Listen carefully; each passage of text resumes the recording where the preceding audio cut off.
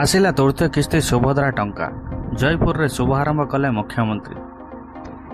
ରାକ୍ଷୀ ପୂର୍ଣ୍ଣିମା ଅବସରରେ କୋରାପୁଟ ଜିଲ୍ଲା ଜୟପୁରରେ ସୁଭଦ୍ରାର ତୃତୀୟ କିସ୍ତି ବାଣ୍ଟିଲେ ମୁଖ୍ୟମନ୍ତ୍ରୀ ମୋହନ ଚରଣ ମାଝୀ।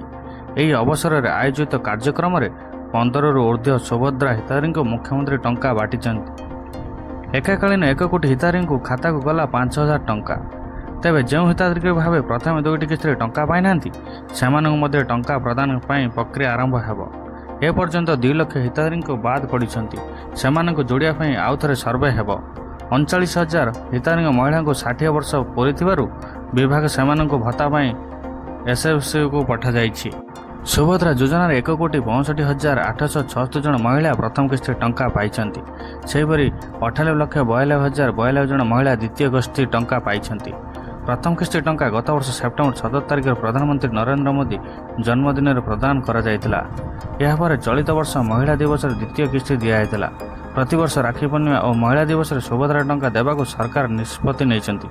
ସେହି ଆଧାରରେ ଆଜି ରାକ୍ଷୀ ପୂର୍ଣ୍ଣିମାରେ ହିତାଧିକାରୀଙ୍କ ଖାତାକୁ ଟଙ୍କା ଆସିଯାଇଅଛି।